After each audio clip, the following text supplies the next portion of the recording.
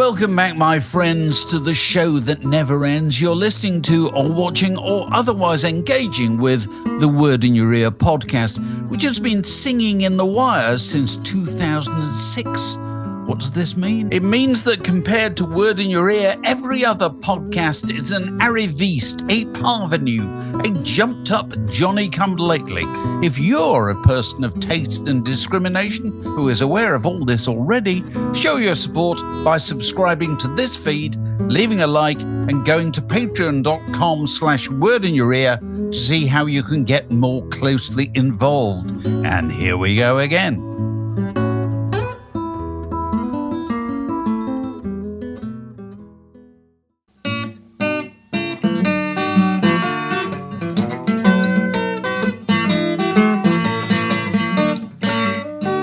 You're listening to a podcast from The Word. Mark, I've got a stag waddy. Terrific. Far away. I've got, in front of me, I've got 7-star duets of various levels of unlikelihood, okay? Yeah. And one of them I've made up, and the other ones are real. So here we go. You might want to write these down. Go on. Beyonce and the Dixie Chicks. Beyonce and the Dixie Chicks. Okay. Elton John and Cliff Richard. Elton John and Cliff Richard. Bob Dylan and Kurtis Blow. That's Kurtis Blow with Bob Dylan. Eminem with Bon Iver. Bon Iver with Eminem. Lou Reed and Metallica. Sun Ra and the Blues Project. And Weird Al Yankovic and Kate Winslet. Okay? One of those is a product of my fevered imagination. The rest are real. Okay, those Would are you, good. Mark Ellen, care to take a stab? Those are really good. There's one I know straight off was real, which was Lou Reed and Metallica. Mm-hmm. That That record definitely called happened. Lulu, yes. I'm fairly sure that Bob Dylan and Curtis Blow happened. They did. They made a record called Street Rock. Street Rock. What a title. What a Oh, title. Lord. Was it Eminem, and who was Eminem meant to be playing with? Bon Iver. I think that happened too. It did. Full. Yeah. I'm sorry to say that I'm sure that Weird Al Yankovic would have done something with Kate Winslet, because it's just that kind of bonkers thing Kate Winslet would have done. He made a record called I Need a Nap. I Need a Nap. Okay. Okay. Sun Ra and the Blues Project. And obviously that would have happened because Sun Ra would have done all sorts of extraordinary things with other extraordinary people. That leaves only two. And I suspect, Dave, Go on. I suspect that it's the most obvious one that's made up. Because I think Beyonce and the Dixie Chicks probably did happen. And I think Elton John, who has duetted with everybody, never duetted with Cliff Richard. Cliff Richard is the only person in entertainment that Elton John has not done a duet with. So Cliff is sitting there on a daily basis, isn't he? Sitting in his armchair waiting for waiting for a knock on the door, picking up the phone and checking he's got a dial tone. You know. See, why am I the last person? Why? What have I Elton done? John is invited to take part in duet. You're quite right. That's fantastic. Beyonce and Beyonce the Dixie Chicks made a record called Daddy Lessons, and Sun Ra and the Blues Project, intriguingly, made their recording was Batman and Robin. Batman and Robin by that's good. Sun Ra and the Blues Project. So there you go. You win. All right, go on. Well, for once I've won. I've got a stat Woody for you, and weirdly, it's actually quite similar. All right. And it's based on the fact that Mumford & Sons, I got a press release today from a PR thing, saying that Mumford & Sons were doing a Taylor Swift song on Radio 2. That whole kind of, we've crazy, look at us, we've gone pop. It's a guilty pleasure. Yes. And I thought there was something there in unlikely covers or kind of statement covers. So here are 10 examples, right? Mostly cool people going pop. Or kitsch people trying to be clever. Okay? So see if you can figure out. 9 of these actually were released, and one of them is a ringer made up by me. Okay. Paul Anka once did a big band swing version of Smells Like Teen Spirit by Nirvana. Yeah. Okay. Yeah. Julian Cope recorded Step Inside Love by Cilla Black, the B-side in 1987, B-side of Trampoline. Okay. William Shatner did a version of Common People by Pulp, spoken word, in 2004. Okay. Good. Johnny Cash did a version of Hurt by Nine Inch Nails. Yeah. Flaming Lips once did a version of Can't Get You Out of My Head by Kylie Minogue. Oh, yeah. Ross McManus recorded The Long and Winding Road. Go on. Okay, two to go. Slade did a version of Martha, My Dear by the Beatles. God.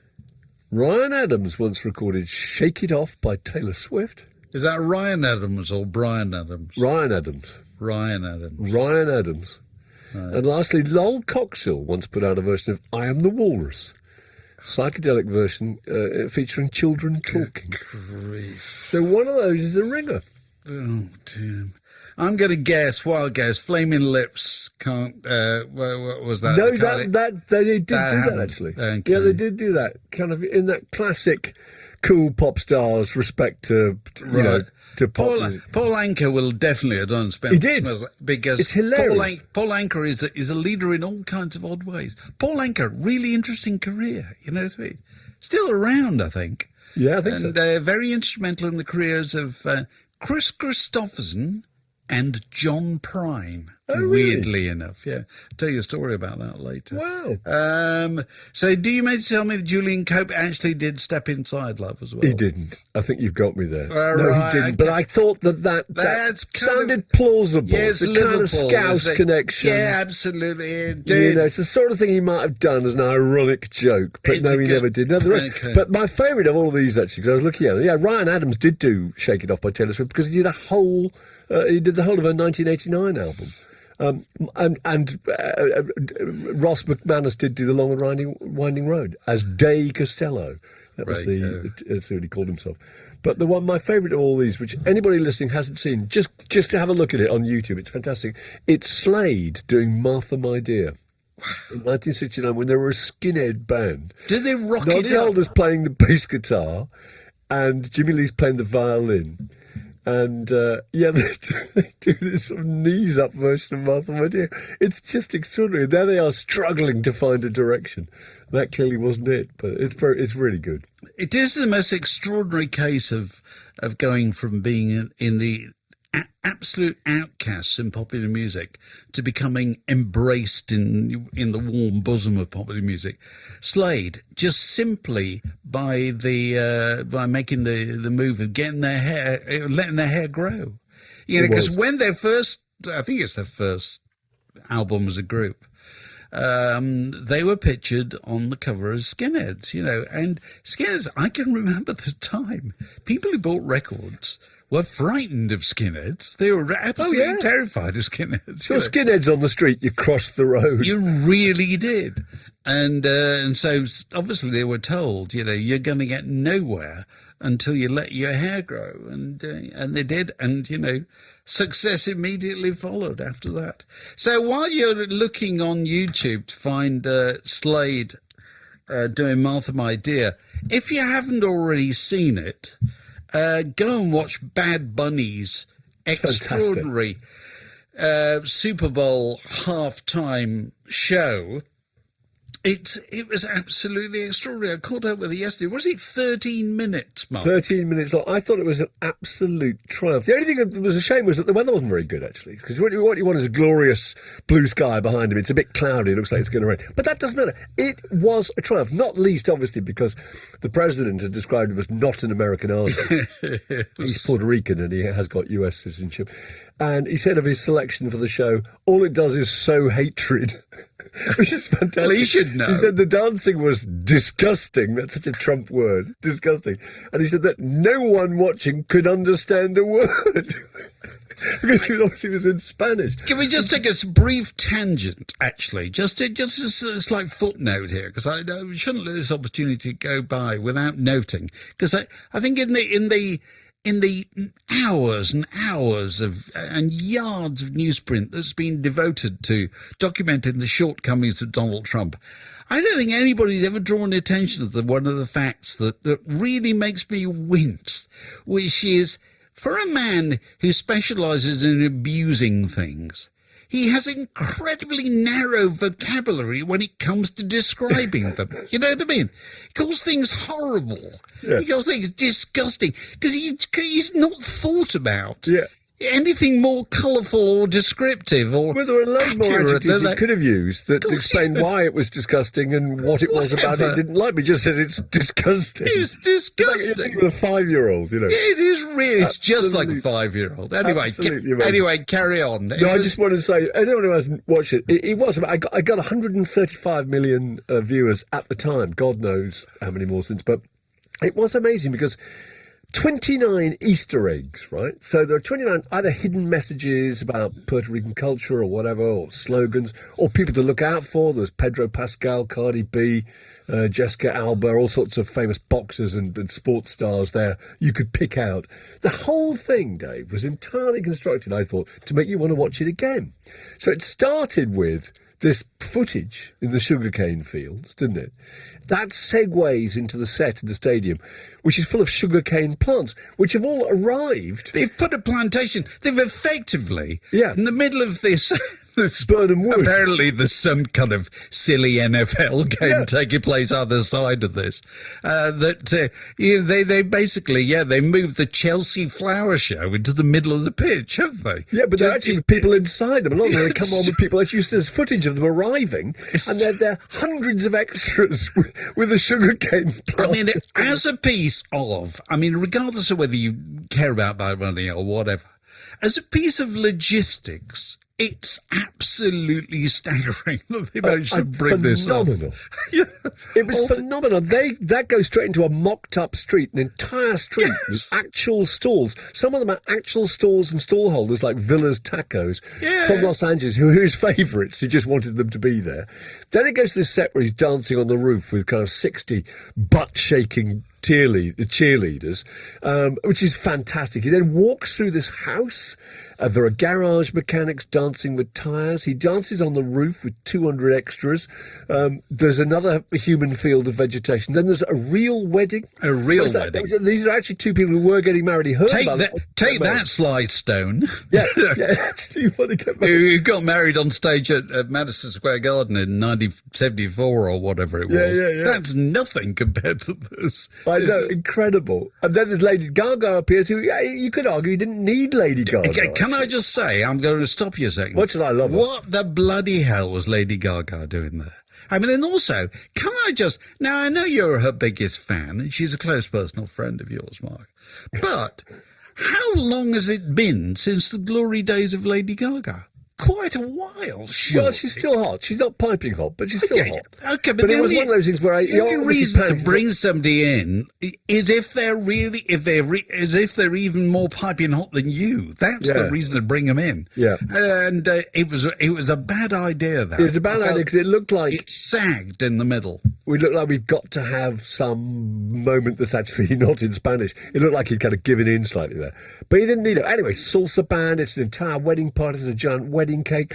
Then there was a new expression I didn't know. There was a trust fall. Do you know about this, Dave? Oh yeah, trust fall, where you jump off something into a crowd and you. I was a drama student, Mark. We did all that stuff years ago. Oh right, you know what a trust fall. You fall backwards into somebody. Yeah. Somebody will catch you. Yes, someone will catch you. It's beautifully done.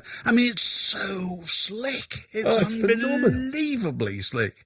Just as a piece of logistics, I've never seen anything like it. And you can kind of see why Donald Trump would take against it.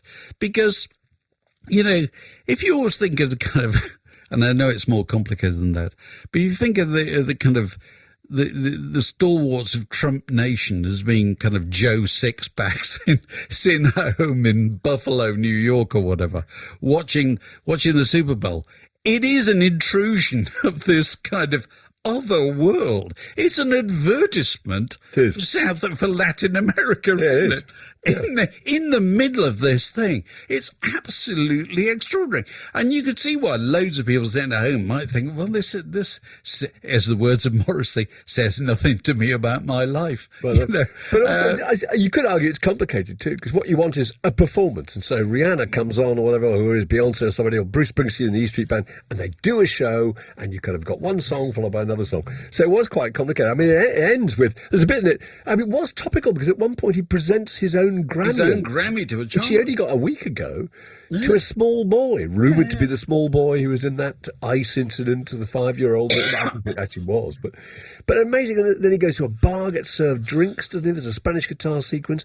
It ends with him climbing the telegraph poles on ropes, and a massive which looked dangerous, didn't it? Incredibly dangerous. He stood up there. Yeah. There was nothing holding him at the back there, and he was performing on this quite narrow ledge, high enough above that if he'd come off, you feared what would have happened.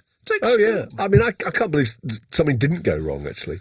And then there's the mother and father of all firework shows at the end. So, I mean, what struck me was that's like watching, in 13 minutes, an entire feature film. Oh, yeah. You know, it's something set in 8 different movements. You know, it's got all those set changes. It's got that rolling cast, the different characters, the different musical sections. You know, it's like it's pretty much like the budget of an entire feature film actually rolled into 13. Well, it's the NFL. They need this stuff, you know, because they've got this they've got a problem that you know, young people aren't taking to the sport and aren't watching it on the TV, and so it is on one level. It struck me that I thought this was fantastic, but I thought this is like most of the things that TV does nowadays. When TV takes a deep breath and spends a lot of money and does something different, it's always trying to attract an audience which, by definition, doesn't watch television. Yeah. And it kind of doesn't matter what you do. They're not going to sit there and watch it. They'll catch on YouTube later on. They'll watch on their phones or whatever, but it's not drawing them to the Superbowl. I wouldn't have thought at all. You know, probably not increasing the amount of viewers who are watching the Superbowl when it gets to the end of the match. Not at all. It's just saying, I suppose it's saying we're the NFL. We're effectively in the entertainment business. You know, it's like the Premier League's in the entertainment business, not in the football business. They're in the television business, you know. Well, it's just our job to be talked about all the time, isn't it? It can only help, you know. Yeah, absolutely. But I just thought about that. I thought, where does it go from here? Next year they're going to have, you know, a lone girl with an acoustic guitar. Probably. Yeah, yes. And they'd be right to do that, you know. They probably will. You just can't. Otherwise, you're going to be in the shadow of this massive production. I was watching an interview with a guy who used to produce the halftime show, had done it for years. Quite a few years ago, and he talked about when they had Michael Jackson. I've forgotten what year that was. When yes, Michael Jackson was at the absolute top of his game, and they had a meeting where Michael is going to come in and talk to absolutely everybody involved about what he wants to do. So there's this enormous, great boardroom, and there's all the great power brokers of the NFL and American television show business. They're all around there. And Michael turns up and says, the first thing he'd like to do is, well, obviously you're going to do it, is we'd like to have the game put back 2 hours because he doesn't want to go on at the daylight. Because it's a classic kind of rock festival move. We want to go on just as it's getting dark. You know, we've all seen that kind of politics go on forever. But it has to be explained to him. You cannot put the Super Bowl back by 2 hours because it means it can't be watched in half of the country. You know, it has to be at a time where you can broadcast it on the East Coast or the West Coast or whatever and maximise the audience. Apart from the fact that you can't go mucking about with the schedules of highly trained athletes, you know, as they just go on 2 hours just later. Because you want to be lit sympathetic. Yeah, absolutely. Because you're worried about your hair. Yeah, and it had to be explained to him. I don't think we'll be doing that, Michael. So you know, that was Michael Jackson at the very zenith of his fame, being put in his place by the NFL halftime show. So yes, quite watch this space. Watch it; it's fantastic. It is. This is Word in Your Ear, down the rock and roll rabbit hole since 2007. Well, Dave, neither of us have as yet seen Wuthering Heights, the new. Can I go further? But that's not going to stop us. Can I just tell you one thing? Can I go further? I have no intention of seeing it. You know, if it's playing in my front garden, I will draw the curtains. Okay, I've seen the trailer. I've seen enough to know it has nothing to say to me at all. Carry on, Mark. Go on. You had me. If it was playing in my front garden, I'd draw the curtains. That's really funny. No, I'm just so amused by the whole thing. And I watched the Stars on the Graham Norton show, who I like very much. They were really funny, but I got that feeling that this was not going to be for me. And various things I've been reading about it. Was one I think it was the Guardian, was saying she reinvents Emily Bronte's tale of Cathy and Heathcliff on the windswept moor as a 20-page fashion shoot. Yes. Relentless silliness with bodices ripped to shreds and a saucy slap of BDSM, etc., etc. And he says the movie begins to resemble a 136-minute version of the Charli XCX soundtrack. I thought that was quite interesting because it struck me that to get any film away these days, you do. I mean, what would really help is a big success on the soundtrack front, but also what really helps is a film that will publicise itself because the people going to see it will do a lot of the publicity for you. And the extraordinary thing about this is on the day it opened, I don't know if you saw this big news piece about these hundreds of kids going up to, Top Withens and Haworth in West Yorkshire. Haworth. Haworth. Yeah, very careful with your Yorkshire pronunciation. That's very. I'm from Hampshire, isn't it? For the benefit of this item, I am the ambassador from Yorkshire. So be very careful. Carry on. And I just love this. And this little news clip opened with these kids, wandering around Yorkshire Village Street, and there on the cobbled street on the corner, standing on a little podium, was a bloke in his mid-70s, I think, singing Wuthering Heights by Kate Bush to a backing track. Yeah, old man in his mid-70s. Absolutely fantastic. And they were all saying the same thing. When they were interviewed, they'd all kind of come there expecting it to be some kind of theme park. They were going, well, where is, the Heathcliff Cafe and the Nellie Dean Bakery? Actually, they probably are there. There will be a Heathcliff the Kathy Linton Health Spa. They probably are, actually. I'm making that up, but they're probably actually there. But they kind of somehow thought that if they went there, there'd be something laid on that would make it more Instagrammable or whatever. But it did strike me that whole idea of creating an Instagrammable destination where people could go and do all your publicity for you is a big part of it. And there they were wandering around these moors going, well, where did it all happen? I know they're releasing it because I just looked at the trailers before we recorded this item, and it's opening tomorrow, Valentine's Day. Yeah. And I was kind of intrigued by this. That is it still?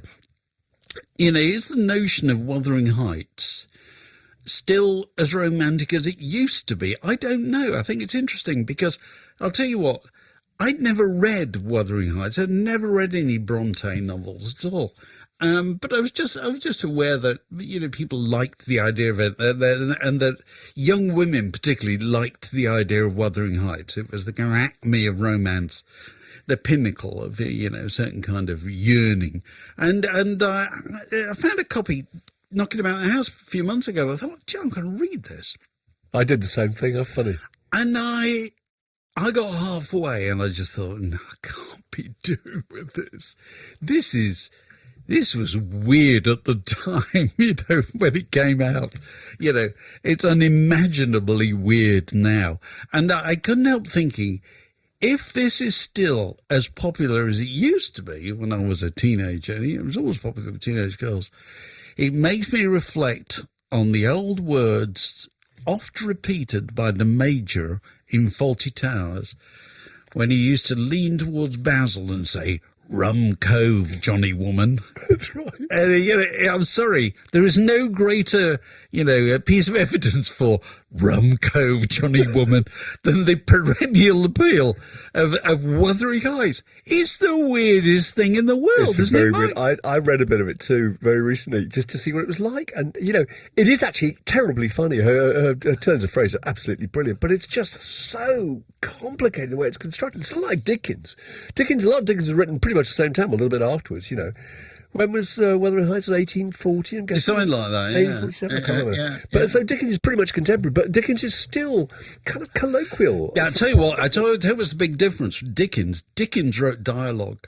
Yes, he did. Whole chapters of Dickens that are dialogue. And lots of description of people's clothes and their attitudes and mannerisms. Yeah, whereas Wuthering Heights it's very heightened, isn't it? Yeah. You know, the way the story is Here's the world as I see it. Yeah. And anyway, I'll tell you the other thing that struck me, looking at the trailer and following lots of the coverage of Wuthering Heights, you know, because it gives the rest of the nation and the rest of the world the opportunity to briefly reflect on how little they know about Yorkshire. You know, that apparently in the film, you know, that Kathy, you know, has a kind of accent that's rather, it's described in something I'm reading here as a plummy throwback to Merle Oberon in the 1939 adaptation, whereas Heathcliff talks in a Yorkshire voice, you know, and when it says puts him into suitably lower class relief. And this is a classic case of how the rest of the country misreads Yorkshire. They think a Yorkshire, any country, they think there is a Yorkshire accent. Well, there's not. There's loads. There's loads of different ones. Loads of different ones. Huge place. You know, very great variety in there, you know. But also the idea that if you come from Yorkshire and you speak as if you come from Yorkshire, that automatically means you're a horny-handed son of toil, you know, who's just come back from, you know, crawling on his belly under the ground, hacking away at coal. It's not like that, you know. You just put someone to park your greyhound and have a slice of Hovis and a bottle of stout. It's true. It's all the things that propagate the idea of Yorkshire. Last the summer wine, you know, Wuthering Heights. Fingerless gloves. Whereas, you know, as the work of Alan Bennett makes clear, you know, that there's a very significant all kind of gradations of middle class in Yorkshire, you know, all of whom have got a slightly different way of talking. Can I just throw in a great Alan Bennett line? Go on. I was thinking about this the other day. He did a South Bank show, I think it was, and this must be 40 years ago. And he was talking to Melvin Bragg, and he said, he discussed how his local butcher, the daughter of his local butcher, married T.S. Eliot. You know, and he said, I feel I spent my whole life mediating between that high-flown world of T.S. Eliot and the world of the local butcher, you know. And he said, he talked about how women in Yorkshire, middle-aged women in Yorkshire, have a way of talking that's not like anybody else's. And he said, I realised this, I was sitting on top of a bus going round Leeds when he was a child.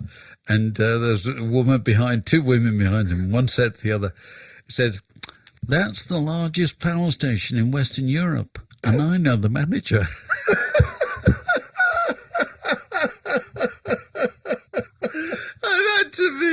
That to me is, you know, Alan Bennett. God, I knew a lot of people like that, you know. I had a lot of aunties who talked like that, and I know the manager. I know the manager. That's what kind of Alan Partridge trades on, doesn't he? Do you remember on Alan Partridge's show that he said, and now, after the news, we're going to talk to Norfolk's youngest butcher.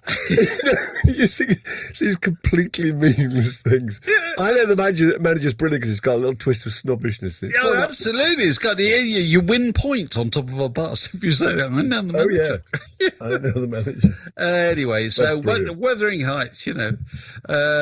Approach with caution. We haven't approached at all. This is Word in Your Ear. What are you planning to do with all these records? So, Mark Ellen, I've got in front of me, have you ever seen this? Lillian I remember that, yeah. Rock Encyclopedia holds it up for the benefit of anybody who's watching this as well as listening to it, which is a benefit enjoyed by people who Patreon support us, of which more later. Anyway, Lillian Roxon's Rock Encyclopedia was, I put it to you, the first ever, you know, reference work for pop and rock, as we used to call it in those Pop days. and rock. Yeah, this came out in 1969, I think I'm right in saying.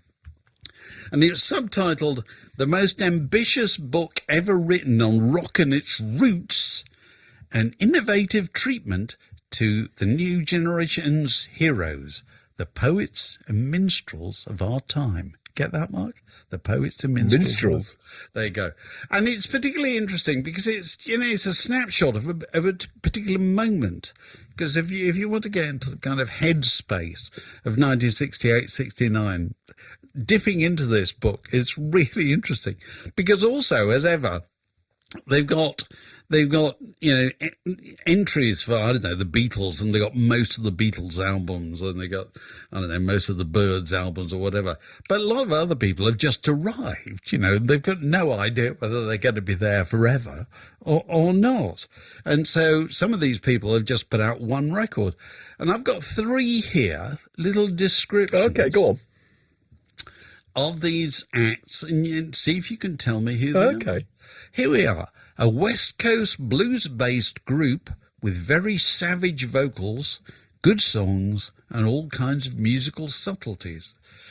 A West Coast blues-based group with very savage vocals, good songs, and all kinds of musical subtleties. Oh, right. Who do you think that might be? Well, I don't think it's Beefheart. It is. It is. It's oh, really? I was going to say, I thought it was Creedence Clearwater Revival, but no, it's Beefheart. No. Okay, number 2. Oh, that's good. Okay. A 19-year-old with the face of a Cockney angel and the voice of a hard-rocking barrow well, boy. that's got to be, that would have to be Steve Marriott, wouldn't it? No, it's not. It's Terry Reid. Oh, Terry Reid. Yeah. Oh, that's good. Yeah. Okay, and the third one of the first English groups to play San Francisco-style psychedelic rock. It was difficult to decide what was sheer lack of control and what was courageous dabbling in the music of the future. Who's that about, Mark? Oh, God. It's going to be, well, if it's an English psychedelic, well, could it be the Floyd? It is right? Pink Floyd. It is Pink Floyd. Right. Absolutely. Oh, okay. So you've done quite well there. I think those are fascinating. It's a bit like a What Bop a Loo Bop by Nick Cohn, which I think was written in 68 or something, wasn't it? Yeah. What's fascinating about that is, again, it's a little time capsule. He's talking about the Beatles. The Beatles haven't split up. No. And in fact, the Beatles, he thinks, are on the way out. They're on the slide, doesn't he? He just thinks it's all going really bad. I think they may have just put out the White Album or something he doesn't like. Yeah. And he thinks it's all over the Beatles. There's a load more exciting things happening, So all that's just extraordinary to look at, isn't it? When you've got no idea how it's going to pan out. Yeah. Good. Yeah. You're tuned to Word in Your Ear, the longest continuous conversation in rock and roll. I think I sent you a thing the other day about a piece in the New York Times about when is a band not a band anymore. Is that right? Did I say yes. that to you? And this was pinned to the idea that Foreigner, I think I'm right in saying, are involved in licensing other sets of musicians to go out as Foreigner, because Foreigner have effectively retired, they can't play any longer, but they can license other people to kind of be them. And so they can audition and, musicians come along and they decide whether they're good enough to represent the Foreigner brand. And this is happening with more than one group. And it's interesting because it makes you think, well, are these groups going to outlive, their founders? Will it go on to be like Riverdance or whatever? That Riverdance is with Lynyrd Skynyrd, I think. Yes. The Spinners, and I think the Four Tops have been doing that for some time. Iron Butterfly. Basically, I just didn't realise there was a big enough constituency to still want to see Iron Butterfly, but apparently there is. But you see, here's a point. Now, Iron Butterfly, perfect example. Iron Butterfly had their moment in 1968? Something like that. Inagada de Vida. Inagada de Vida, the dumbest song ever invented. Okay, now and that's many years ago. Even at the height of their fame, if you'd passed the members of Iron Butterfly walking down Farnham High Street, would you have noticed? Would you have recognised? Not a clue. Not a clue at all. They would have appeared in Stygian darkness with kind of liquid light show behind them, battering the way through in the Garda de Vida. Now, I'm saying, given that, what the hell's wrong with getting 4 other young musicians now to go and do the same thing? It's only like going to see Riverdance, isn't it? It is. You're not expecting Michael Flatley to be cutting a rug at on your local, theatre stage, are you? You don't go to see HMS Pinafore expecting that Arthur Sullivan is going to be conducting the orchestra, do you? It's just Agatha Christie, all those things, they just go on forever with new performers. Why shouldn't you do the same thing with popular music? Particularly if you're talking about acts like Iron Butterfly and actually, forgive me, Foreigner, because nobody liked Foreigner because of the extraordinary charisma of the lead singer, did they? There's another good example. That probably a good seat at a Foreigner gig would be somewhere near the back, because you just get really good sound and you don't need to be up the front to see anything anyway. Yes, absolutely. So we're not against it, are we? No, it makes sense, and it will happen to all sorts of people. It'll happen to Kiss soon, if it hasn't already. This is Word in Your Ear, from Aardvark to ZZ Top and back again. So, okay, any other business? We're joined by Alex Gold. Where are you, Alex? Go on, tell everybody where you are. Oh, it's just a normal Friday. I'm a private island in the Bahamas today, so it's fairly standard fare. Probably best not to talk about private islands with as much enthusiasm as people used to. Or we might be taking a bit of a dim view of this. But anyway, move on. The profile of private islands is slightly higher than some might wish at the moment. Yes, but so anyway, what have we been listening to in the last week? Shall I just tell you a funny thing? I have to read that Frank Zappa made an album with Captain Beefheart in 1975, I think, called Bongo Fury. That's right. Am I speaking your language, Mark? Yeah. Okay, and it was kind of a one-off, a bit of a laugh, And I thought, I wonder if I still got that record. And I went and looked, and there's my copy of Bongo Fury. Amazing. This is it's probably worth more than my house, Mark, because that's a white label of Bongo Fury, actually, 1975. And That would be worth a bit. It probably would. And you know what made me seek it out? Because they're about to put out, or have already put out, a super deluxe 5 CD and Blu-ray version of Bongo Fury, which I think is a bit mad, isn't it? Basically, 5 CD version. 5 CD version of a thing that was just supposed to be a bit of an off-the-cuff, bit of a laugh in 1975. They go back, 5 CD and Blu-ray, £79.99. You're told that these things are kind of wildly spontaneous, that people just go to the studio and just lay down some tracks really quickly. This disproves it. If there's 5 CDs worth of them agonising over different versions. Yeah, maybe anyway, I got it out and I played it. And shall I tell you what? Rubbish. Rubbish. It's okay? rubbish. It's rubbish. So I can't imagine what 5 CDs is possibly like. I like Captain Beefheart and I like Frank Zappa in small doses, but this is too much of a dose. I want to see that in the adverts, Dave. Bongo Fury re-release 5 CD, 5 stars, The Independent. 5 stars. Rubbish, D. Hepworth. That's good. Don't be afraid of saying that. Yeah. Have you been listening to anything, Mark or Alex? Well, I haven't been listening to much for the benefit of our listeners, I'm out here on emergency Beatle duty, so I haven't been listening to much aside from the Fabs. But I can tell you about the trifecta of motion pictures I watched on the flight across, if you like. Oh, right, okay. So I watched the remake of The Naked Gun with Liam Neeson, which I thought was very good. Although that kind of slapstick humor it's definitely from another time. It doesn't kind of fit as well into 2026 as I'd perhaps imagined it would. Then I watched Spinal Tap: The End Continues. Oh my God! Oh God, what's that like? Yeah. And okay, so yeah, my assessment of it was, if there hadn't have been such a shadow cast over it by the first one, it could have stood alone quite well. It's a bit like Ringo's solo career, I suppose. Yeah, there you go. There's your quote, Mark, Yeah, for the posters. there it is. A bit like Ringo's Rubbish, D. solo. Hepworth. A bit like Ringo's solo career. A gold. And then I watched the Springsteen biopic, Deliver Me Oh, from Nowhere, God. which is I that thought was good? excellent. It was so good. Oh, really? The acting was on point. The storytelling was fantastic. The dialogue was great. God, I didn't get that impression from people generally, but there we are. Oh, well. Well, I mean, You see, it proves the old thing. The old truth is, who are these films aimed at? They're aimed at people who don't remember the first time. this is true. exactly what I was about to say. So I'm coming at this from someone who, I'm not an aficionado of Springsteen's back catalogue. I don't know it well, but I know enough about him to be interested in him. So I think for someone, for an entry level Springsteen fan, it's a wonderful film. It really, really is. Well, if you're a Springsteen anorak, you're probably going to find some holes to pick in it. Right. What about you, Mark? God, well, what I've been listening, not much. I mean, for some reason, I finished up listening to "It's a Shame About Ray" by the Lemonheads.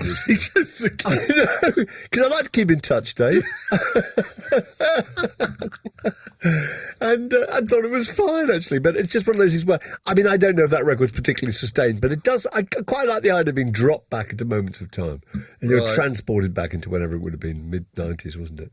And it was quite good. But Evan Dando, what a funny old, a self-destructive individual he was.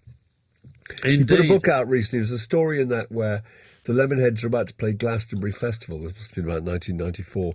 And he cops off with not one, but two girls who were invited back to some hotel room in Shepton Mallet or something. And he just kind of forgets all about the gig.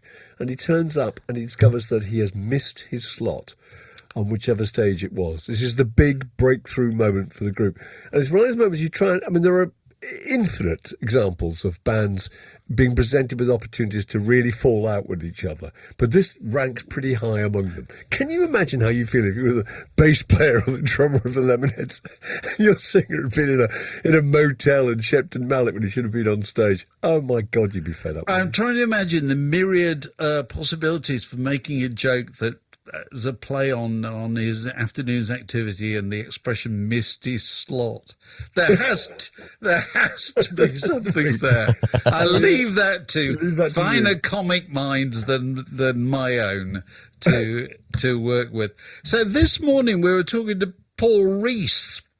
Paul Rees had written a book called Raised on Radio, which is about that whole kind of world of AOR and power ballads, and who are we talking about? We're talking about Foreigner, aren't we? Foreigner, REO Speedwagon, REO Boston, Speedwagon, Bon yeah. Jovi, Pat Benatar, all that sort of stuff. It was really interesting chat, wasn't it? Really interesting. That although it was all supposed to be about selling albums, those groups were all about one thing and one thing only, which was hit singles. They had to come up with anthems. They laboured long and hard in the studio with producers like Mutt Langer. To just try and get some kind of sound that produced some kind of hook that would guarantee the kind of radio play that you needed to make something a hit. And I thought it's just really interesting when you think about that whole thing. Yeah, we don't normally talk about that whole area because you and I, it's not something we race upstairs and listen to every night. REO Speedwagon. But one thing I loved about them was that all these people he said were just salesmen, weren't they? Salesmen. Yes. They are self. It's that whole. We're used to the idea of pop stars, indie rock stars particularly, hiding their light under a bushel. Pretending they desperately they're not want you to love them. They desperately want you to buy their records, but they're not prepared to go out and sell themselves. No. Whereas if these you people yourself, are. You risk the possibility of looking foolish, or you're just overexposed, aren't you? He said these guys are they're full on. They're so quotable. Everyone you talk to is so quotable. A lot of what they say is rubbish, but it's just hilariously entertaining rubbish, Yeah, absolutely. And it was not without. It was an expression I'd never heard before. Butterball naked.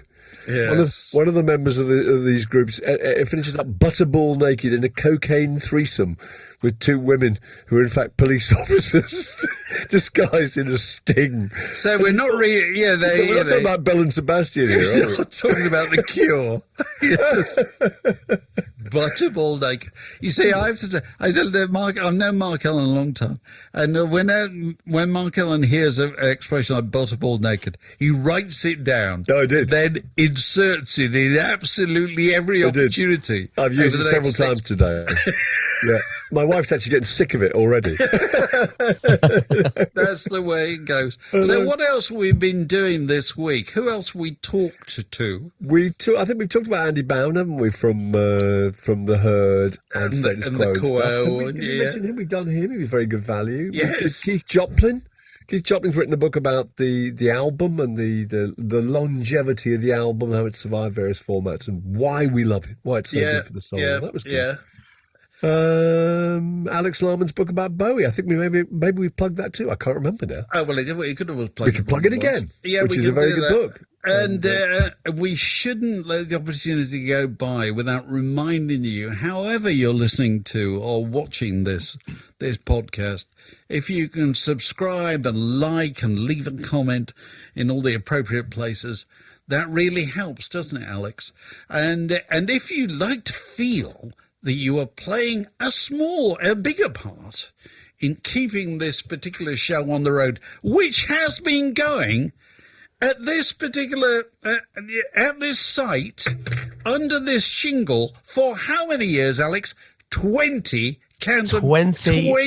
20 years, a full score. Ladies and gentlemen, that's a lot of bollocks. That is 20 years. It's the longest, sustained conversation now of the hours of podcast that would be available for. If you sat down and started listening to all our broadcasts on January the 1st, I wouldn't be at all surprised. I wouldn't be at all.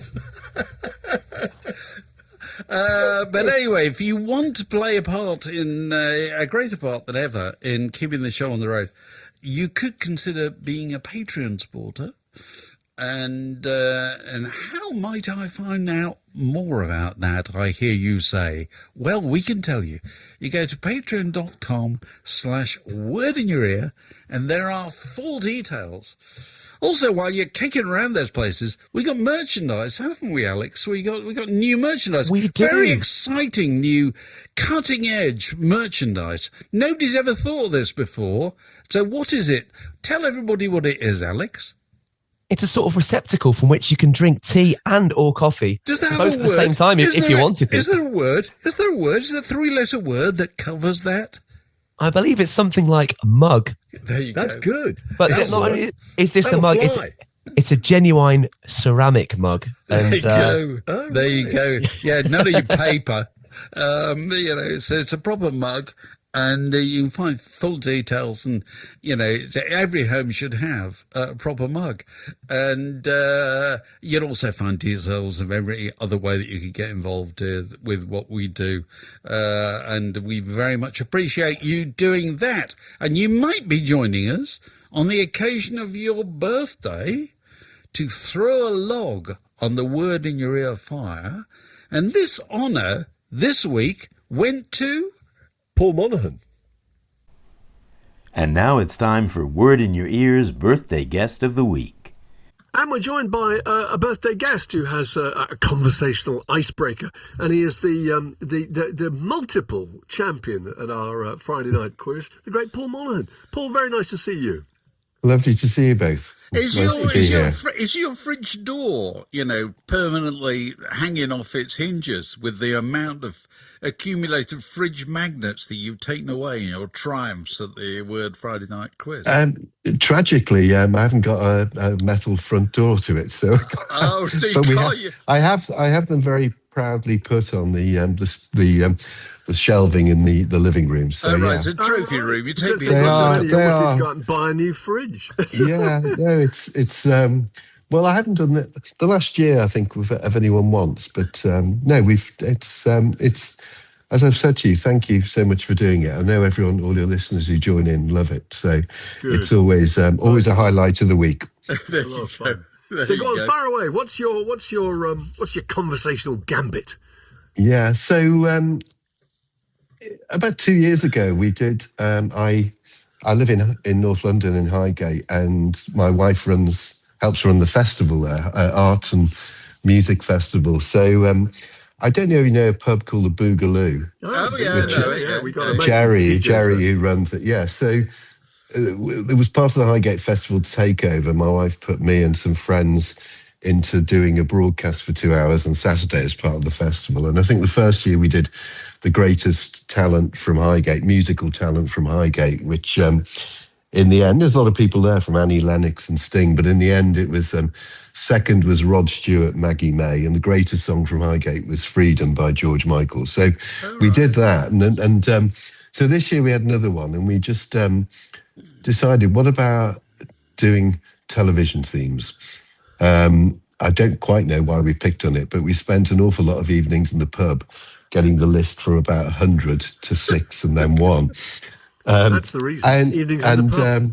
And obviously we're all of a certain age, so very few of the programmes I'm about to mention are anyway after 1990, and most of them around the late 60s and the 70s. So what we've got is 6 categories. I'm going to go really quickly, but I've asked you to if you have your own one in each category. Give us your six. Give us your winners. Go on. Oh well, no, I've got. I'll start off with comedy and entertainment. How about that? Right, go on.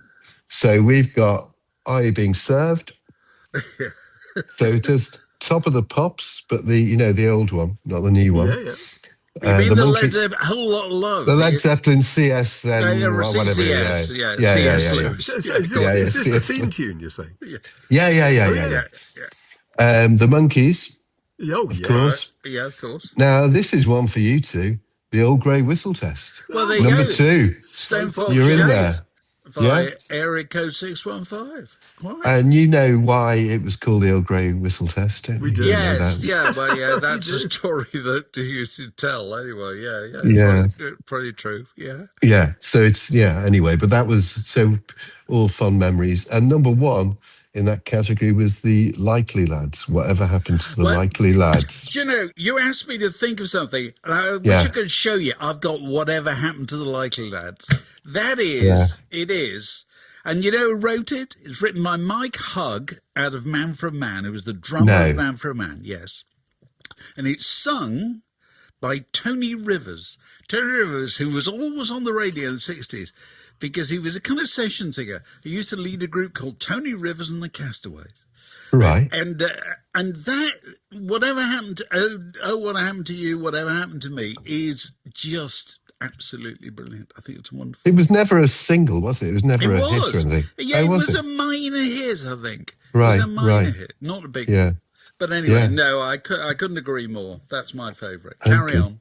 Yeah, Mark, did you have one in that category or not? Yeah, I completely misread your thing. I didn't realise it was TV themes. I didn't realise it was tunes. Those were the things. What the favourite in comedy? Comedy and entertainment, yeah. Comedy and entertainment. Match of the Day is the greatest theme tune, I think. QI, actually. QI is the greatest comedy QI. Theme.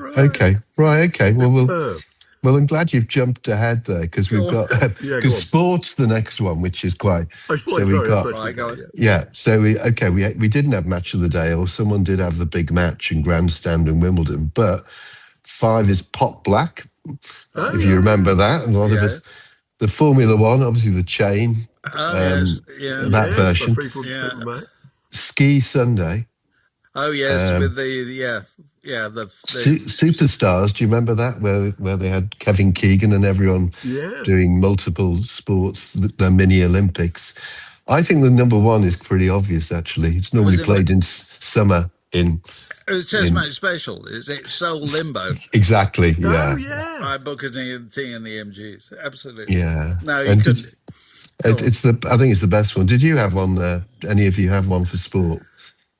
Well, you said Match of the Day. You said Match of the Day. Okay, that'll do. One of you. Well, also the Sports Report, the kind of the Saturday evening kind of music they used to play before they did the football results. Surely, Sports Report. That was a very martial thing. Yeah, that brings back to me, I don't know, Raymond Glendenning and all that kind of stuff. Yeah. And the wrestling from the Doncaster Baths and so forth. Well, go on next. Okay, the next one is children's TV, which is probably again children from that period. So Magic Roundabout. Surely. Robinson, not in there. Robinson Crusoe and Blue Peter was sort of in there, but not really loved. So number 5 was the Wombles. Yeah, that's a great one. Yeah. Now, I have to confess, me and my younger brother used to have a triple Wombles album that our uncle bought for Christmas once. Triple Wombles album with, but obviously Mike Batt and the Wombles, good. Then we got Top Cat. Oh yeah. Well, you see, the leader of the game. Yeah. Close friends get to call him TC, provided it's done with dignity. Yeah, no, it came from nowhere, that one. Everyone suddenly loved it. Brilliant record. There's a coin on the piece of elastic that absolutely tips the waiter, doesn't he? Whatever it is, it springs back into his pocket. Yeah. And I don't remember this one, White Horses, which was a black and white program. It was probably... I'm a bit younger and that was on, but it was an old program. But anyway, don't worry. And then finally, you won't know this one, but the favourite one was the Tomorrow's People, which was a sort of sci-fi thing in the 70s. But anyway, that one's not. I'm going to move on to Factual, which is quite interesting in terms of some quite proggy stuff in there. Got the South Bank Show. Yeah, that's good. Arena, do you remember that? Yes, Arena's Brian Eno. It's Brian Eno. Exactly. With the bottle floating. Yeah. With the bottle floating in the water. World in Action, which was, do you remember, it was very loud at the time. And there was World in Action. Dun, dun, dun, dun, dun, dun, dun, dun. It's a classical thing, isn't it? It's not William Tell, but it's something like that, Dave and I have got a mate called Rodri Marsden who plays in a band who used to play. Do you remember, Dave? Yes. And, we put them on once, but they used to play TV tunes. Fantastic. Right. Live. Oh, amazing. The track was about really 30 seconds long. They're really good. Very good. Well, they don't really, nowadays, because people just do that skip titles, they're not such a big deal anymore. That's what they're not. We've discovered. Sure. Anyway, film 96, film 50, the Barry Norman thing. Yeah. But the main one... Because that is a jazz piece, isn't it? That is... That is Horace. Is that Song for My Father by Horace Silver or somebody like that? I think it is. Yeah. Well, and it's also imitated by Steely Dan at the beginning of Ricky Don't Lose That Number. Very good. Oh, crikey. Yeah. It is. Yeah. Anyway, I'll have to listen to that again tonight. You're getting additional information here for nothing, I wish I'd spoken to you before doing the radio show. It's always a good idea. Okay, see if you know this one, Weekend World. Well, the Weekend World surely is Nantucket Sleigh Ride by Mountain. Oh, very, very good, yes. Yeah, it's good. And it's about halfway in the song as well. Yeah, it is. I mean, it works. It's actually pretty scary when you listen to it. It works. It's Mountain's greatest claim to fame in Britain. Yeah, actually, yeah. It was all about whaleboat, wasn't it? Yeah. Harpooned whale. It's when you're being towed by a whale. Leslie West, brilliant record. There you go. And the guy got eaten by his. Apparently, Owen Coffin, who was part of it, was eaten in the aftermath by as they were stranded in the sea. Anyway, that was definitely one of the strongest ones. Only 2 more to go, so we're getting there. Drama. Anyone got a take on that drama? Oh God! I mean, I know it's too hard to throw you so randomly, but God, I just can't think. So you looked. Okay, I'll go with there's things like Van der Waal, Twin Peaks missed out. Oh, Twin Peaks. MASH missed out completely.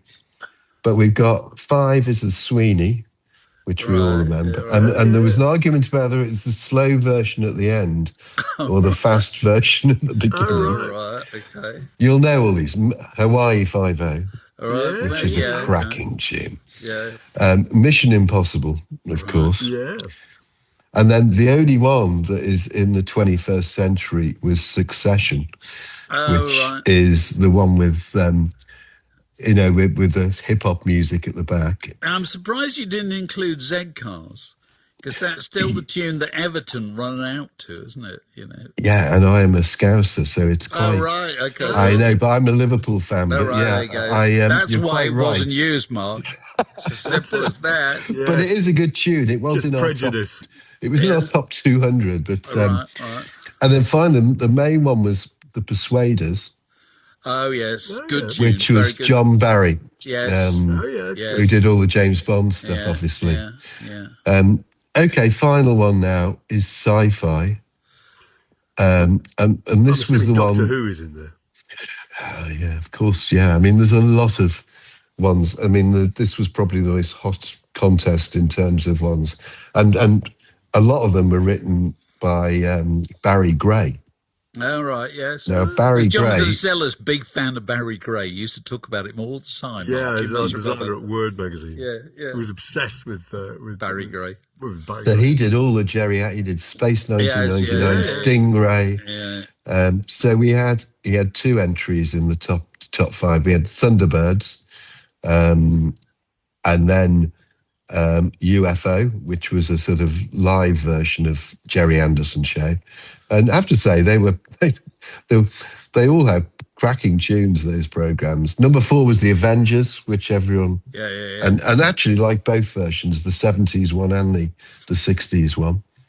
And then Star Trek is sort of quite classic. And Shall I of tell you a course, story? Can I tell you a story Go, about please. Star Trek? Yeah. Gene Roddenberry, who was the producer or the person Yeah. who owned Star Trek, he insisted on writing words to soundtrack to the theme tune of Star Trek. Never recorded, but he got half the publishing. For, Oh, my goodness. There are a load of words to the Star Trek theme. I don't think he ever recorded. But if you're paying, you pay the estate of Gene Roddenberry. Oh my goodness, as if he's not brilliant already business. doing well. Yes, there The you man go. deserves it. Yeah. And then number 1, as you've already guessed, Mark, is Doctor Who. All It's right, just yeah. Now, brilliant, isn't it? and in fact, Doctor Who came top overall as well, closely followed by the Persuaders. But I went to the British Museum. God, it must have been before lockdown, to see the BBC Radiophonic Workshop. And they had. I think Delia Derbyshire was still there. Is she still And with us? She's not. I mean, we're talking about 10 years ago. 10 years, I would. And it was like a lecture on how it was made. And it really was. I mean, they really did do the first multi-tracking with that. And they- Well, it it did. was. Well, I the mean, thing, it was- thing about the Doctor Who theme, and it relates to so many of these songs. They're not just songs; they're records. And Doctor Who theme was a record. There's no tune. Yeah. It's that noise. It's It's a riff. Yeah. Yeah. It was a texture people hadn't encountered before. The one thing I'm going to throw in that you didn't mention, Go on. millions of that you didn't mention, but I do think the great glorious TV theme tune is Top Gear. It's Jessica, the Allman Brothers, Oh, yeah, it's really good. because it's just It works. is. And you know Yeah. how that got there? Some No, guy, how? BBC producer in the 70s, decided he was going to do a motoring show.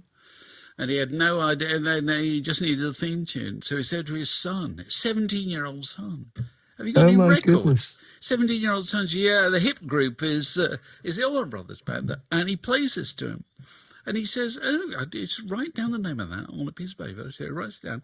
And this is the 70s. So he goes to work and orders it from the BBC gramophone library, which you could do in those Who days. amazingly had it. Yeah. Who amazingly had it, played it, and thought, that might work.